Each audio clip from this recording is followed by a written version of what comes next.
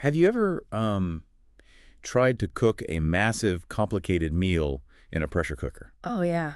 It can be incredibly stressful. Right, because you have all these ingredients locked inside, and Yeah. well, your only real tool to control what's happening in that sealed environment is this tiny little valve on the top. Exactly. Just that one little piece of metal. Yeah, and if you leave it completely shut, the pressure builds, the temperature skyrockets, and I mean, eventually the whole thing violently explodes. Which is obviously the worst case scenario. Definitely.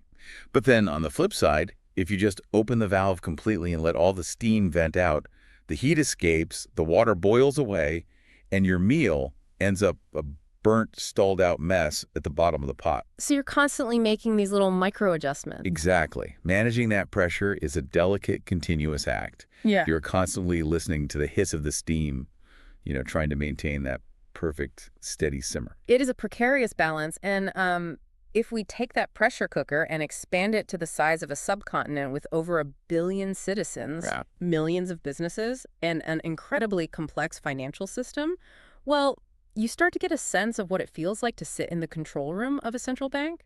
Which is exactly the control room we are stepping into today.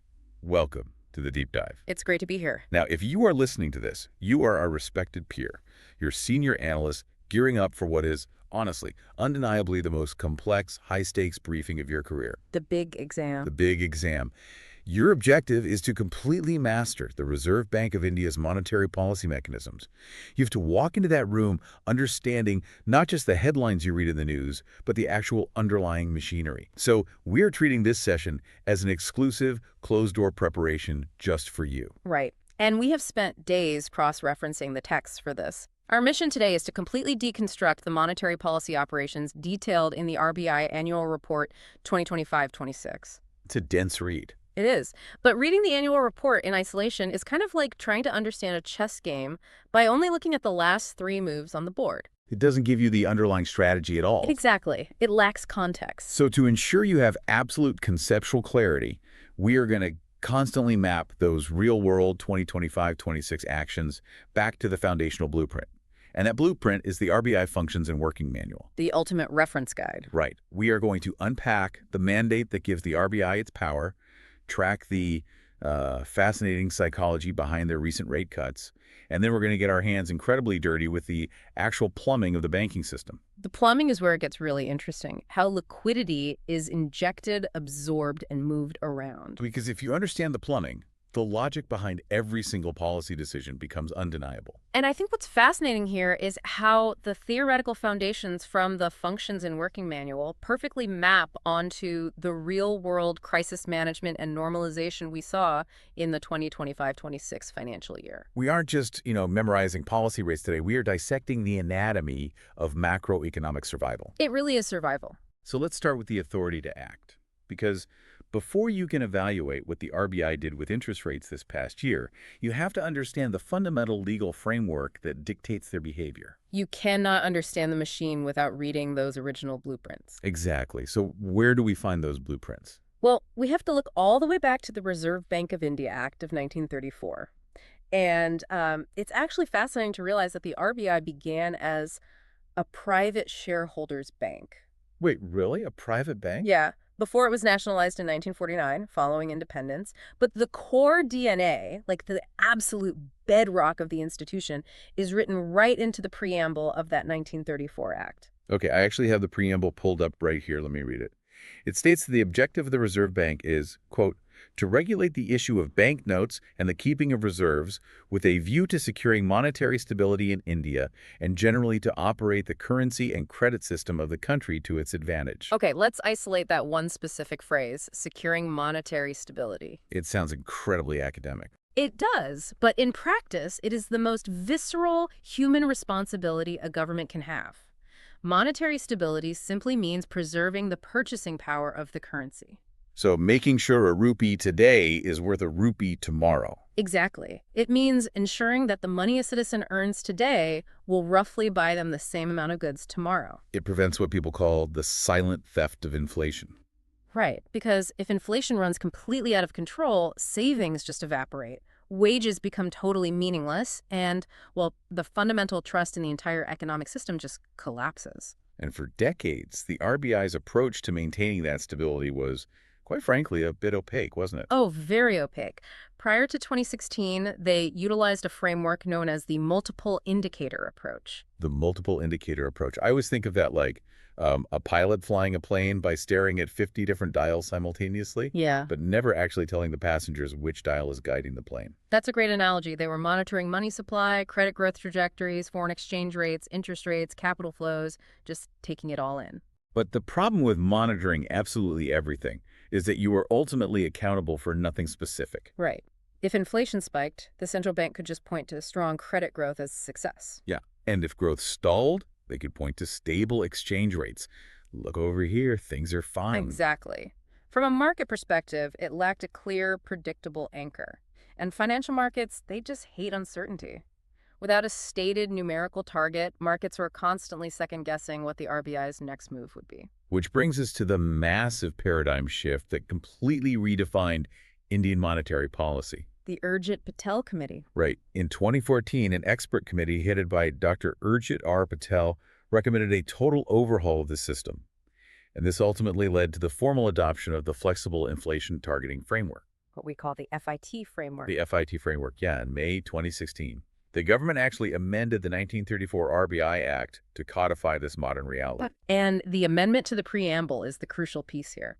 It explicitly added that the primary objective of monetary policy is to maintain price stability while keeping in mind the objective of growth. Notice the hierarchy there. Price stability is primary. Yes. Growth is secondary, but it must be kept in mind. And the most important part is that they finally put a hard number on it. The FIT framework legally binds the RBI to an inflation target. Which is what, exactly? The target is an inflation rate of 4%. But importantly, with a tolerance band of plus or minus 2%, so the absolute floor is 2% and the legal ceiling is 6%. It is worth pausing to consider the mechanics of that target. It is defined specifically in terms of the All India Consumer Price Index, or CPI. No. And this target isn't permanent. No, it's not. It is set by the government of India in consultation with the Reserve Bank once every 5 years. And accountability is built directly into the law now. If average inflation breaches that 2 to 6% tolerance band for 3 consecutive quarters, it is not just a bad quarter. No, it is considered a legal failure of their mandate. The RBI is then required to submit a formal public report to the central government explaining exactly why they failed and detailing the specific remedial actions they are taking to get inflation back into the box. Returning to your pressure cooker analogy from earlier, the FIT framework is essentially the user manual for the pressure valve. Okay, I like this. The 4% target is the ideal cooking temperature. The 6% ceiling is the danger zone where the pot might literally explode, requiring the RBI to open the valve, meaning raising interest rates to cool the economy down. Right, and the 2% floor is where the meal goes cold, requiring them to seal the valve and lower rates to build up heat and stimulate growth. And the flexible part of flexible inflation targeting is what prevents them from panicking, I guess. Exactly. If inflation hits, say, 5%, they don't immediately crash the economy with massive rate hikes just to get back to 4%. They are allowed to let it run a little warm, keeping that objective of economic growth in mind. Now, let's tie this historical foundation directly into the 2025-26 annual report, because this specific financial year was a monumental one for the FIT framework. It was a big renewal year. It was. The first 5-year period of the system ended in March 2021, and the 4% target was retained. As we approached March 2026, the end of the second 5-year period, the RBI had to undergo a massive public review of the entire system. Right. In August 2025, they released a discussion paper essentially asking the financial community, hey, is this machine still working for us? They surveyed stakeholders on 4 core aspects. What were they? First, should we continue using headline inflation or switch to core inflation? Second, is the 4% target still the right number? Third, is the plus or minus 2% band wide enough? And finally, should we even use a specific point target or just target a general range? And the outcome of that review was formalized on March 25, 2026, when the government published a Gazette notification. And they decided to retain the entire framework exactly as it was for another 5 years, extending it until March 31st, 2031. A huge vote of confidence in the system. It is. But I am going to push back hard on one specific element of this because it feels completely counterintuitive to how central banks usually prefer to operate. Okay. What stands out to you? The survey data in the annual report showed that a massive 92% of respondents strongly supported keeping headline CPI as the anchor. Yes. Let's define our terms here for the listener. Headline CPI includes the price of absolutely everything the average consumer buys. But within that basket, there are things like food and fuel, which are notoriously volatile. Highly volatile. A bad monsoon season, a supply chain disruption, or, a geopolitical flare-up in an oil-producing region can send those prices skyrocketing overnight. Completely independent of anything the central bank is doing. Exactly. Right. So wouldn't core CPI be a vastly superior metric for the RBI to target? Core CPI intentionally strips out the volatile food and fuel components. It measures the underlying structural inflation in the economy. The stuff the RBI actually has the power to influence through interest rates. Exactly. Why on earth would you anchor your entire national monetary policy to something as unpredictable as the price of onions or tomatoes? It is a brilliant question, and honestly, it represents one of the oldest debates in monetary economics. If you were designing a system purely for the mathematical convenience of the central bankers, you would absolutely choose core CPI. It's so much easier. It is smoother, it is less noisy, and it responds more predictably to interest rate changes. Then why subject themselves to the noise of headline CPI? Because of the structural human reality of a developing economy like India, you have to look at the composition of the average Indian household's consumption basket. Okay. Food does not represent 10 or 15% of their spending, like it might in some advanced Western economies. In India, food and beverages make up nearly half of the entire CPI basket. Almost half. Wow. Yes, it is the dominant expense for hundreds of millions of citizens. So it is simply too big to ignore. If you ignore it, you sever your connection to reality. Imagine a scenario where core inflation like manufacturing goods, services, electronics is sitting perfectly at 4%. The RBI puts out a press release declaring victory, saying, look, price stability is achieved. We did it. Right. But meanwhile, food prices have surged by 15%, and the average citizen is struggling to afford basic groceries. The public would think the central bank is either lying or completely delusional. They would entirely lose their institutional credibility. And here's why credibility matters so much. Inflation is heavily driven by psychological expectations. If people expect inflation, they act differently. Exactly. If the public believes prices are going to keep rising because their grocery bills are climbing, workers will demand higher wages. Businesses will raise the prices of their goods to cover those higher wage costs, creating a self-fulfilling wage price spiral. You cannot anchor public inflation expectations on a metric that actively excludes their most visible, painful daily expense. Precisely. They chose the harder metric to manage because it is the only one that truly matters to the mandate of monetary stability. That reframes the whole concept for me. Yeah. Headline CPI might be mathematically noisier, but it is the only authentic measure of the cost of living. The credibility of the 4% target relies entirely on it reflecting the lived reality of the citizens. That's it, exactly. Well, that perfectly locks down the foundation.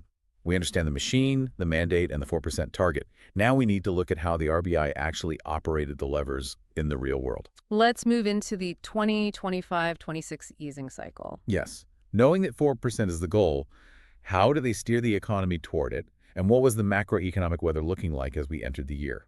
Well, as we rolled into early 2025, the economy was experiencing an unusual and frankly highly favorable alignment of conditions.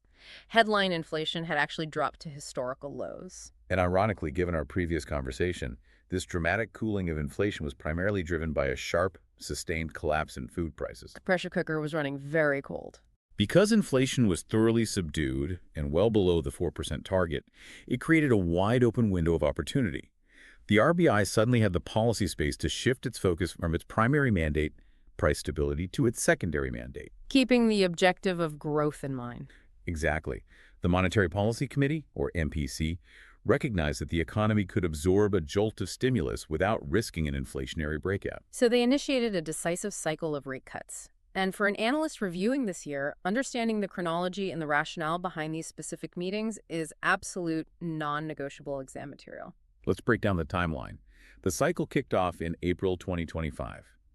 The MPC convened and decided to cut the policy repo rate by 25 basis points, dropping it to 6.0%. And just to quickly clarify the terminology for our peer listening, a basis point is 1/100th of a percentage point. So a 25 basis point cut is a 0.25% reduction in the interest rate. Simple enough. But the rate cut itself was only half of the story in that April meeting. The MPC also officially changed their policy stance from neutral to accommodative. Let's dissect what an accommodative stance actually signals to the market.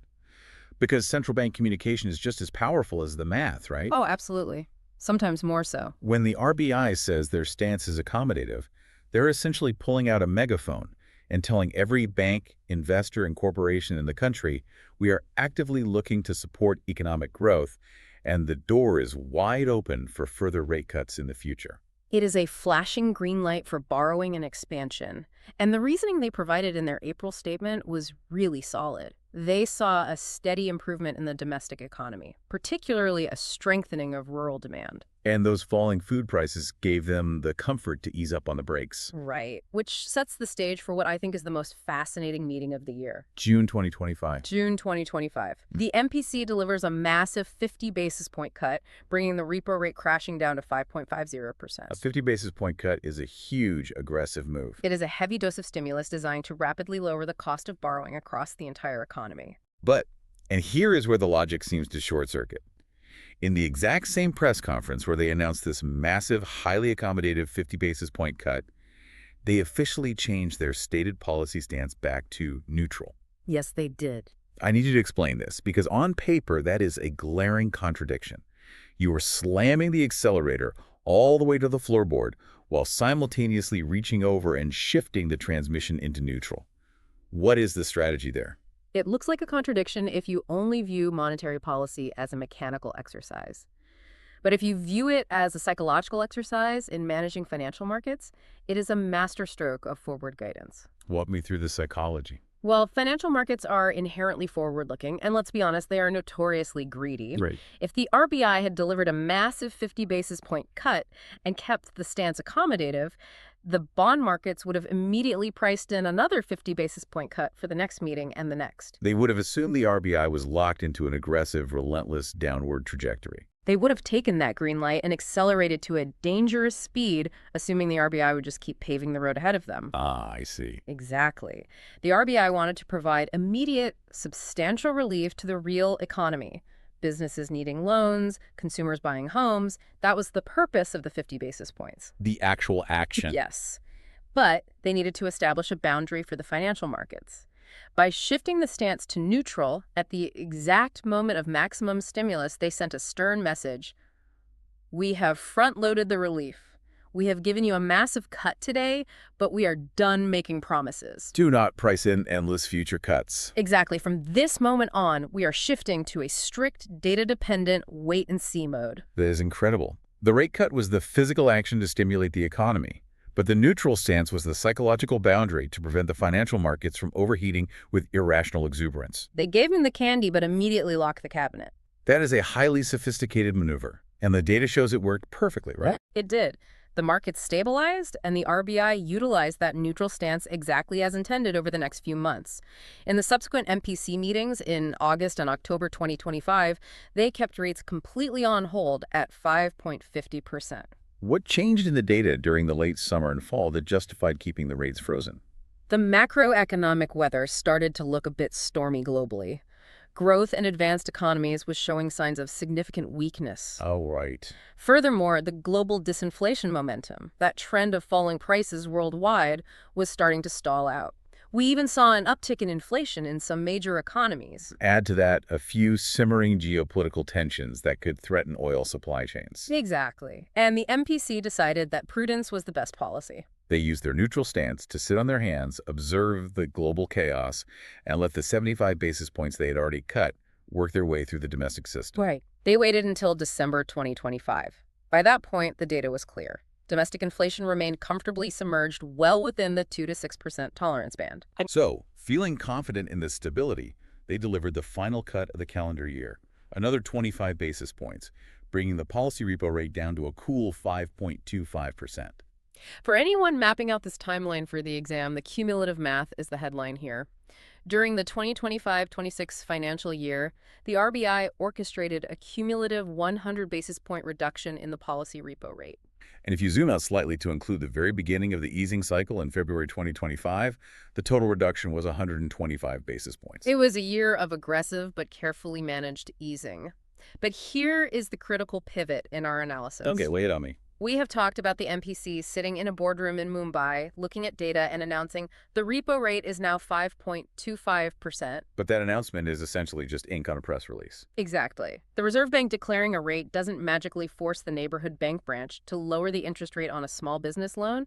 The announcement has to be forced into reality. Which brings us to the most complex, granular part of central banking, the liquidity management framework. Yes, this is the literal physical plumbing of the financial system.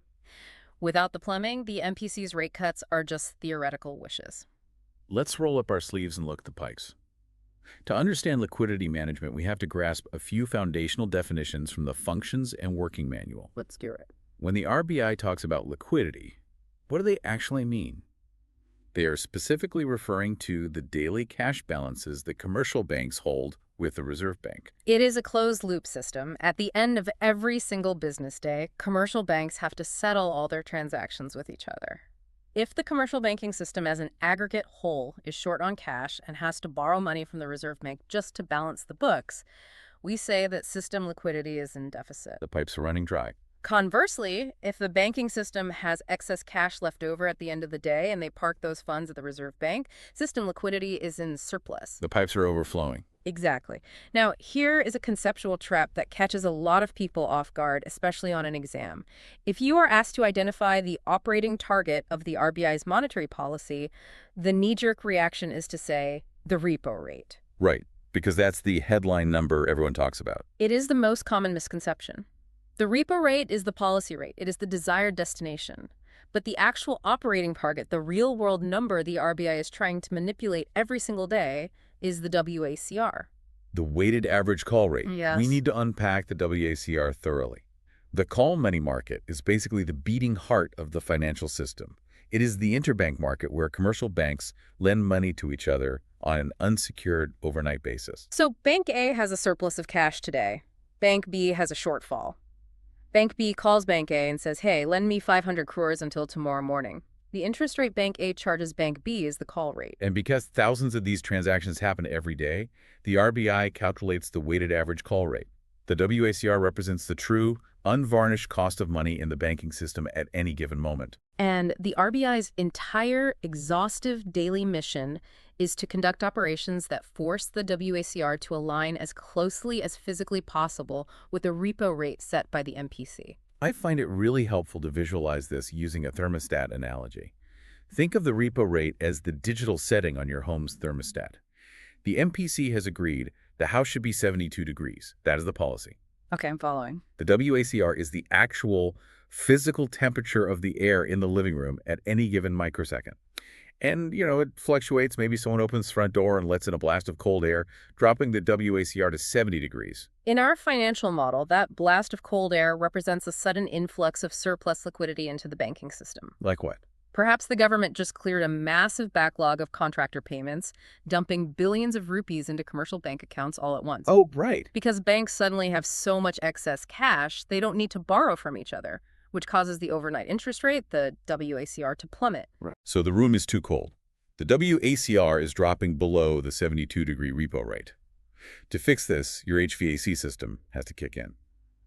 The RBI manages the temperature using a framework called the Policy Corridor, operated through the Liquidity Adjustment Facility, or LAF. Let's build the architecture of this corridor because it's vital. Imagine a physical hallway. It has a ceiling and a floor. Okay. The ceiling of the interest rate corridor is the marginal standing facility rate, or MSF. This is the ultimate safety valve. It is a penal rate, typically 25 basis points higher than the repo rate. So if a bank is desperately short on cash and cannot borrow from anyone else in the market, they can always borrow from the RBI at the MSF rate. Provided they pledge government securities as collateral, yes. And because it is a penalty rate, it acts as a hard ceiling. No bank will borrow from another bank at a rate higher than the MSF because they could just go to the RBI. Exactly. Now, the floor of the corridor is the standing deposit facility rate, or SDF. This is typically 25 basis points lower than the repo rate. This is the rate the RBI pays banks to park their excess, uncollateralized cash overnight. And again, this acts as a hard floor. No bank will lend money to another bank at a rate lower than the SDF because they could just earn the SDF rate safely by leaving it with the RBI. And right in the dead center of that corridor sits the repo rate. The RBI's job is to keep the WACR hovering right on that center line. Related to the thermostat analogy, Yeah. The room got too cold because of surplus liquidity. The WACR is sinking toward the SDF floor, so the RBI turns on the heater. What's the heater in this scenario? They conduct what is called a variable rate reverse repo, or VRR auction. They announce to the banks, we will pay you a competitive interest rate to park your cash with us for the next 14 days. They actively absorb the excess cash. Right, draining the surplus from the system, which forces the WACR back up to the 72-degree repo rate. And conversely, if the room is too hot, meaning liquidity is extremely tight, banks are scrambling for cash, and the WACR is climbing rapidly toward the MSF ceiling, the RBI turns on the air conditioning. They conduct a variable rate repo, or VRR, auction. They lend fresh cash to the banks, injecting liquidity to cool the rates back down to the target. It is a constant daily battle of absorption and injection. But to fully grasp how the RBI manages this, we have to introduce a critical distinction in the type of liquidity they're managing. All water in the pipes is not the same. The RBI categorizes liquidity into two distinct buckets: transient liquidity and durable liquidity. This distinction is paramount. Let's look at transient liquidity first. Transient means fleeting, temporary, short-lived. This refers to the day-to-day frictional mismatches in the banking system. Give me a concrete example of a transient mismatch. Think about the 15th of the month when corporations have to pay their advance taxes. Billions of rupees are suddenly transferred from corporate bank accounts into the government's account, which is held at the RBI. So that money literally leaves the commercial banking system for a few days until the government spends it back out by paying salaries or contractors. Yes. For those few days, the banking system experiences a massive transient deficit. It is a temporary draft in the room. And to manage these temporary fluctuations, the RBI relies on the LAF tools we just discussed, the 14-day or overnight VRR and VRR operations. There are short-term patches. But then you have durable liquidity. This is an entirely different beast. Durable liquidity refers to long-term structural shifts in the baseline level of money in the economy. This isn't a temporary draft. This is a permanent change in the climate. Exactly. Suppose the Indian economy becomes incredibly attractive to foreign investors, and we see a massive, sustained influx of US dollars over 6 months. Or suppose there is a fundamental shift in consumer behavior, and the public decides to permanently hold more physical cash under their mattresses. You cannot fix a permanent structural deficit or surplus with a 14-day reverse repo contract. It is like trying to bail out a flooding basement with a teaspoon. You need heavier, more permanent tools. So what are the primary tools in the durable liquidity arsenal? The heavy artillery consists primarily of open market operations, OMOs, long-term forex swaps, and structural adjustments to the cash reserve ratio, or CRR. Let's slow down and define the mechanics of an open market operation, because it is very easy to confuse an VOMO with a standard repo operation.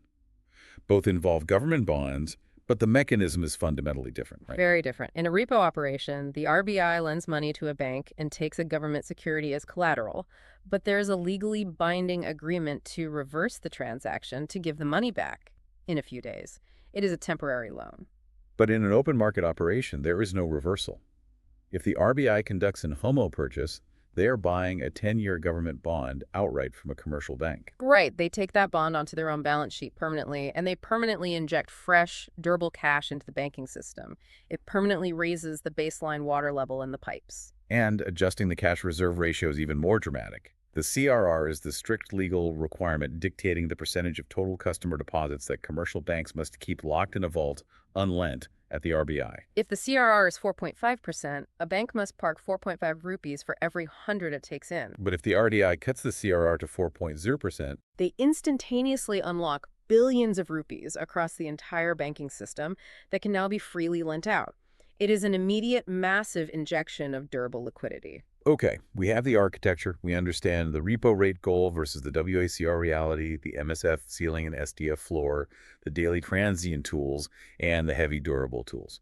We are now ready to look at how this machine actually operated during the 2025-26 financial year. And this brings us to one of the most baffling statistical paradoxes in the entire annual report.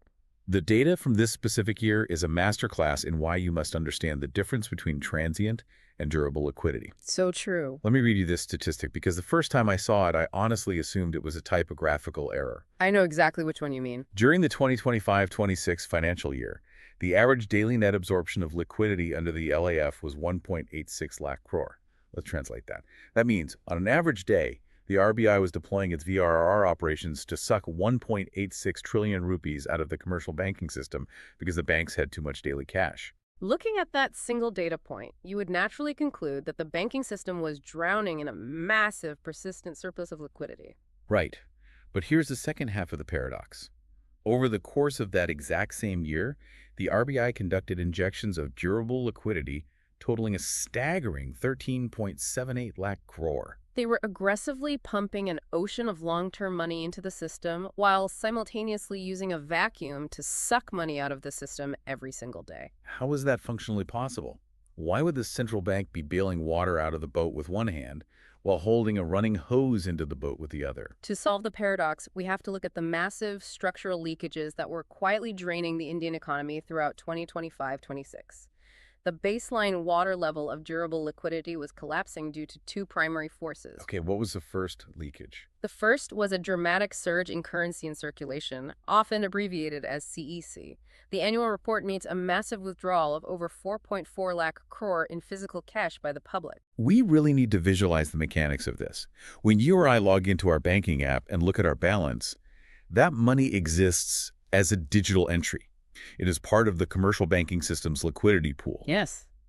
But when a citizen walks up to an ATM, inserts their card, and withdraws 5,000 rupees in physical paper notes, what happens on the back end? That physical cash is literally removed from the bank's vault. It exits the commercial banking system entirely and goes into a physical wallet or a cash register or, under a mattress. Right. When you aggregate that behavior across a billion people, perhaps driven by a major festival season or state elections where cash usage is high or just general precautionary hoarding, the result is that 4.4 trillion rupees structurally vanished from the bank's reserves. That is a massive permanent leak in the pipes. What was the second major leakage? The foreign exchange market. The global macroeconomic environment in 2025-26 was highly volatile. Capital was flowing out of emerging markets, which put severe depreciation pressure on the Indian rupee. The rupee was losing value against the US dollar. Right. And part of the RBI's unstated mandate is to prevent chaotic, disorderly depreciation of the currency. So they had to intervene. They intervened heavily. The RBI holds massive foreign exchange reserves. To stabilize the rupee, they entered the market and sold billions of US dollars. But let's look at the other side of that trade. When the RBI sells US dollars to a commercial bank, the commercial bank has to pay the RBI in Indian rupees. Exactly. And those Indian rupees are sucked out of the commercial banking system and transferred onto the RBI's balance sheet. They are effectively removed from circulation. The net forex sales during the year absorbed a staggering 4.69 lakh crore of rupee liquidity. So if we do the math, between the public hoarding physical cash and the RBI defending the rupee, you have over 9 trillion rupees of structural durable liquidity draining out of the banking system. The baseline water level was plummeting toward the floor. If the RBI had simply sat back and done nothing, the consequences would have been catastrophic. The commercial banks would have run out of reserves. They wouldn't have had the cash to lend to each other, let alone to businesses or consumers. The interbank call money market would have frozen. The WACR, our actual temperature, would have violently spiked past the repo rate, blown right through the MSF ceiling, and triggered a severe credit crunch. And most importantly, from a policy perspective, the 100 basis points of rate cuts that the MPC had so carefully engineered to stimulate the economy would have been totally nullified. Right, because the repo rate might say 5.25% on paper, but if there's no water in the pipes, the actual cost of borrowing in the economy would skyrocket. The rate cuts require a fully lubricated plumbing system to actually reach the consumer. So to prevent the system from seizing up, the RBI had to pull out the heavy artillery and pump in that 13.78 lakh crore of durable liquidity to offset the leakages. Let's review the exact arsenal they deployed, because these are prime examples of durable management. First, they aggressively utilized the cash reserve ratio. They didn't just tweak it once. They deployed 4 separate tranches of CRR cuts between September and November 2025. By lowering the reserve requirements in rapid succession, they instantaneously unlocked and injected 2.5 lakh crore of durable, lendable cash directly into the banking system. Second, they utilized open market operations.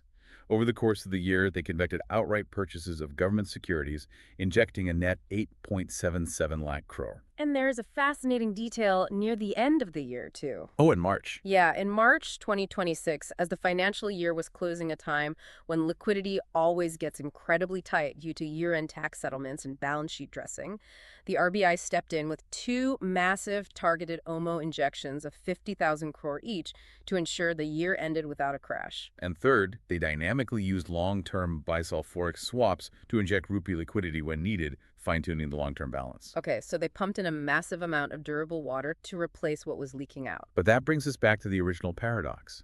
If they were pumping all this money in to save the system, why were they simultaneously running daily operations to absorb 1.86 lakh crore of excess cash? Where did the excess come from? The key is understanding the lumpy nature of durable injections versus the daily flow of the banking system. When the RBI drops a massive 50,000 crore open market operation into the system or executes a broad CRR cut, it doesn't distribute perfectly evenly. It creates an immediate, massive wave of surplus cash that sloshes through the banking system. It overfills the tub momentarily. Combine that with the daily transient fluctuations we discussed earlier, perhaps the government suddenly releases a massive wave of spending, dumping cash into bank accounts. Right. Structurally, the RBI had to raise the baseline water level to prevent a drought. But on a daily frictional basis, that high water level would occasionally slosh too high, threatening to push the WACR all the way down below the SDF floor. And if it drops below the SDF floor, money becomes too cheap and inflation could reignite. Exactly. So to keep the WACR perfectly aligned with the repo rate, the RBI had to use daily variable rate reverse repo auctions to mop up the excess slosh. They were simultaneously raising the heavy, durable floor of the ocean to prevent the ships from running aground, while using a skimmer to shave the foam off the top of the daily waves to keep the surface perfectly calm. It's a stunning logistical achievement. And the ultimate proof of their success is found in the WACR data. Despite the massive structural leakages, the currency volatility, and the 100 basis point reduction in the policy rate, the RBI maintains such precise control over the plumbing that the WACR averaged exactly 7 basis points below the policy repo rate for the entire year. Compare that to the previous financial year, 2024-25, where the WACR was actually 6 basis points above the repo rate. By keeping the WACR slightly below the newly lowered repo rate, they practically guaranteed that the commercial banks had comfortable surplus liquidity conditions. They ensured the water flowed, transmitting the MPC's rate cuts directly into the broader economy. It was an absolute masterclass in liquidity management under pressure. They didn't just dictate the policy, they engineered the environment for the policy to succeed. To truly appreciate the elegance of what the RBI achieved in 2025-26, we have to look at the alternative. We have to contrast this conventional normalization with how the central bank operates during a true existential crisis. Because the Functions and Working Manual devotes a significant section to the RBI's response to the COVID-19 pandemic, and the contrast is highly illuminating. The pandemic was a generational shock. It represented a scenario where conventional monetary policy, simply lowering the repo rate and managing the daily WACR, was wildly insufficient to save the economy. Right. During the pandemic, central banks globally hit what economists call the zero lower bound. They cut interest rates essentially as low as they could possibly go, flooding the system with liquidity. But the economy was still cratering because the entire global supply chain and consumption engine had physically stopped. When you hit the limits of conventional tools, you have to invent new ones.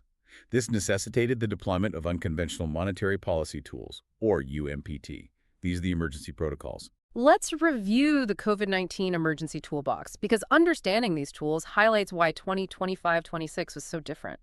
The first major unconventional tool was the long-term repo operation, or LTRO. Remember earlier when we said a standard repo operation is a very short-term loan, usually overnight or 14 days? Yes. During the panic of the pandemic, banks were terrified. They were hoarding cash, refusing to lend because they didn't know if the borrower would survive the lockdowns.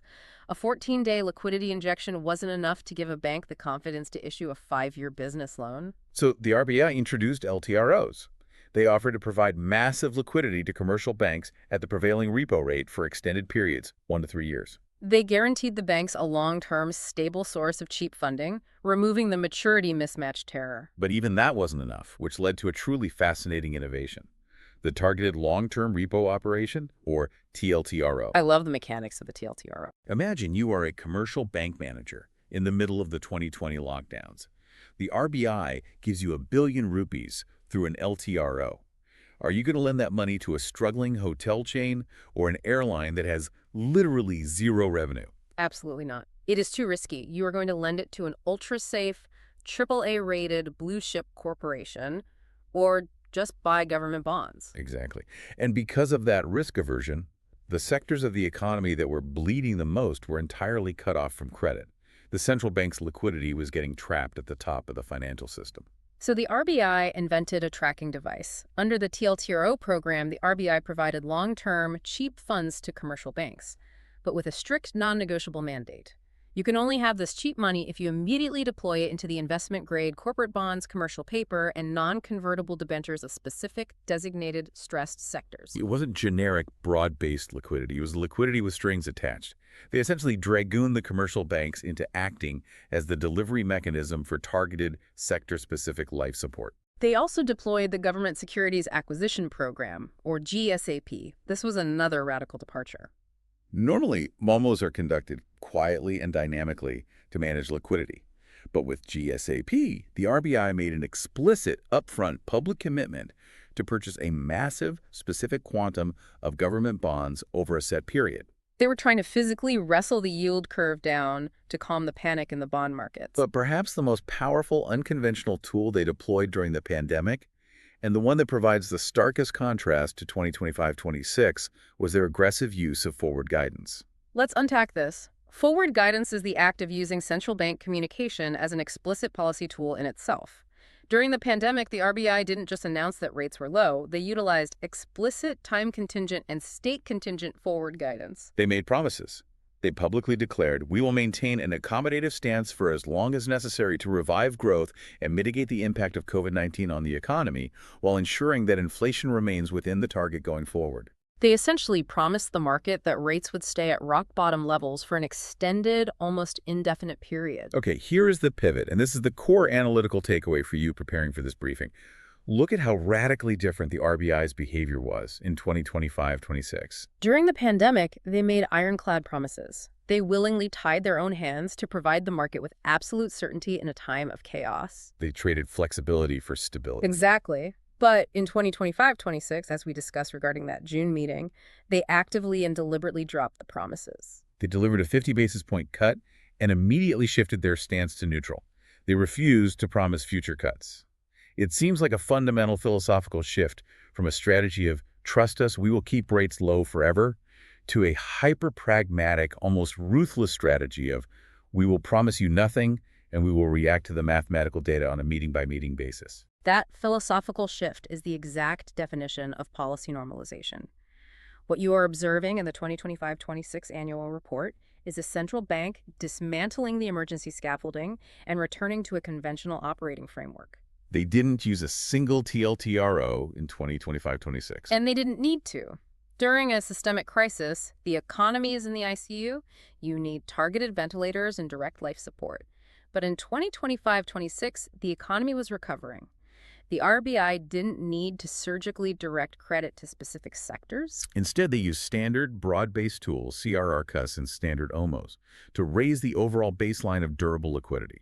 They ensured the macroeconomic climate was generally healthy, and then they let the free market dictate where the credit flowed. And by dropping the forward guidance promises and shifting back to a neutral, data-dependent stance, they reclaimed their most valuable asset, flexibility. They are no longer bound by pandemic-era commitments. If inflation suddenly spikes next month due to an oil shock, they aren't trapped by a promise to keep rates low. They can react immediately. It is the return of the conventional central bank. That brings us to the final crucial phase of our analysis: transmission and the future agenda. Because ultimately, the final test of any monetary policy, whether it is a conventional rate cut or an unconventional TLTRO, is whether it actually alters reality for the citizen. Right. If the MPC cuts the repo rate by 100 basis points, but the commercial bank refuses to lower the interest rate on a small business loan or a home mortgage, the policy has failed. That is the concept of monetary transmission.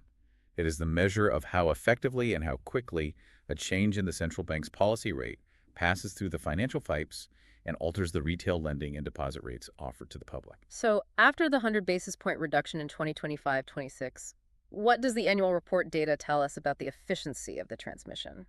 The data indicates that the transmission was remarkably smooth and effective throughout the year.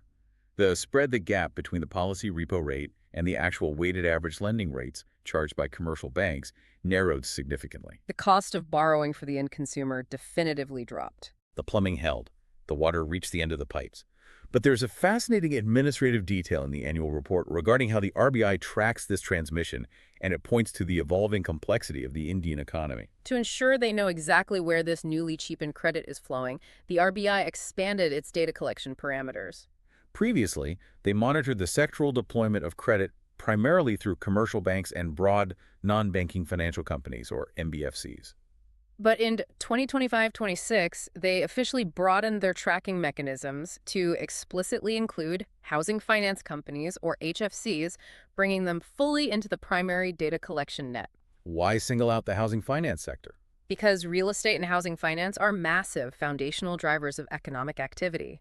A single home loan spurs activity in construction, cement, steel, home goods, and labor. By explicitly pulling HFCs into their high-resolution tracking data, the RBI eliminated a massive blind spot.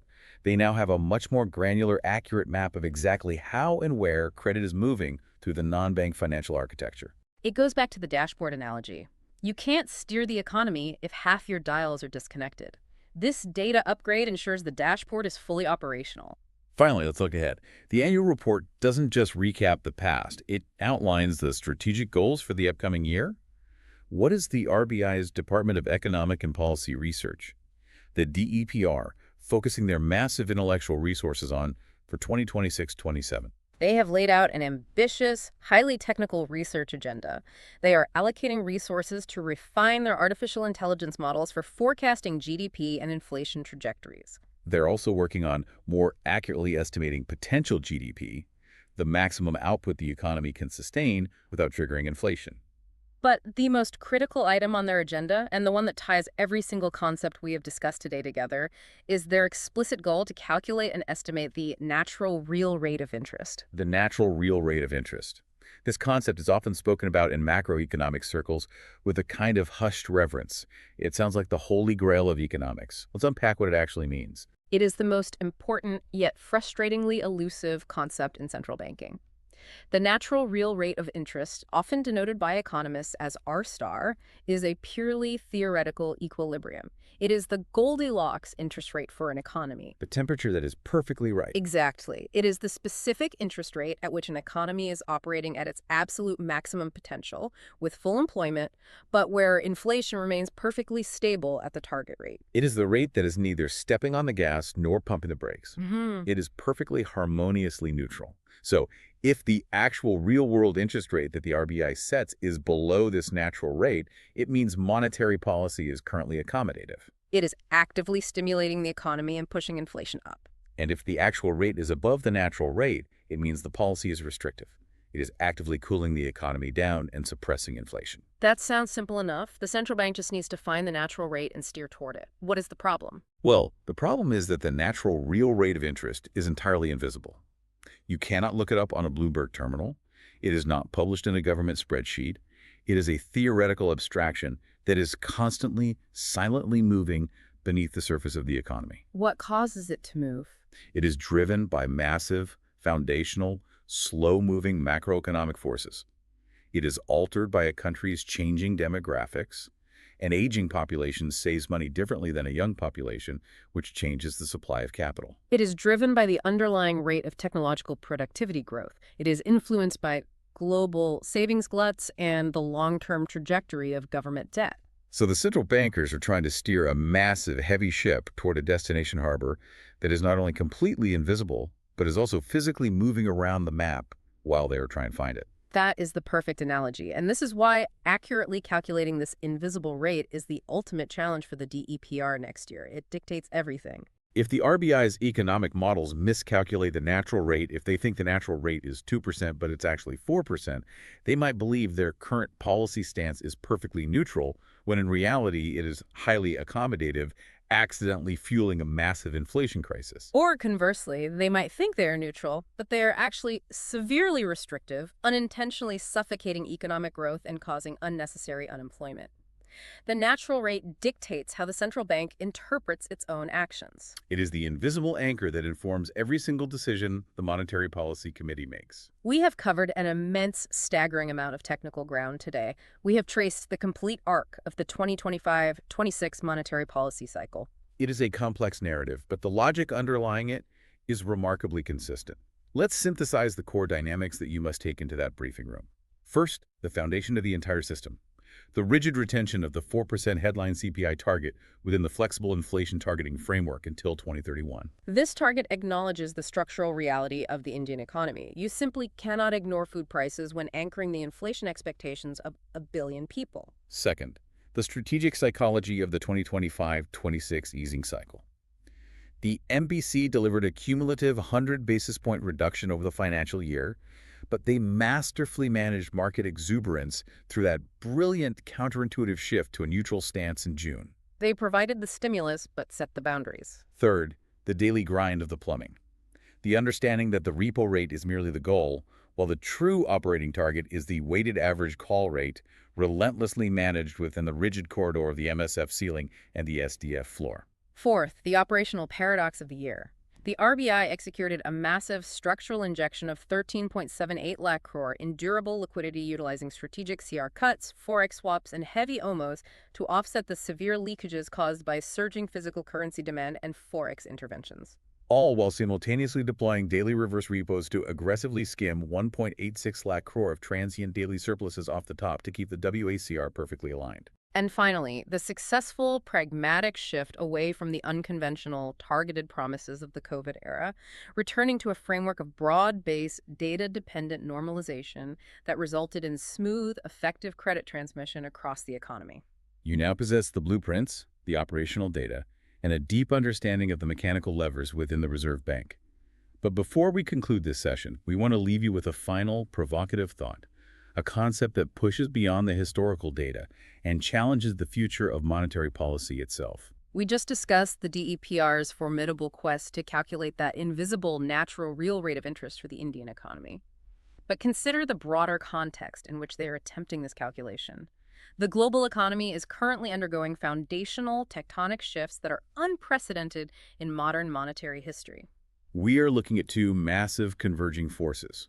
First, climate change is no longer a future theoretical risk. It is actively and fundamentally disrupting global agricultural cycles and food supply chains right now. And as we established, volatile food prices dictate Indian inflation. Second, the rapid, pervasive integration of artificial intelligence is poised to radically alter global labor markets and fundamentally rewrite the equations of human productivity. Both of those massive forces, supply shocks driven by climate instability and productivity, leaps driven by AI directly, physically alter the underlying natural rate of the global economy. The destination harbor is moving faster and more erratically than ever before in human history. Which raises an existential question for the framework itself. By the time the next flexible inflation target review is mandated in 2031, will a static 4% target even be mathematically compatible with the new, chaotic reality of a climate-disrupted, AI-driven global economy? Or will central banks of the world be forced to scrap their models and entirely redefine what economic stability even looks like? Navigating that future will require an entirely new paradigm of central banking. But that is a challenge for tomorrow. For today, you are ready. Good luck on the exam, our respected peer. Walk into that briefing room with absolute confidence in your grasp of the machinery. Thank you for joining us in the control room. Until next time, keep diving deep.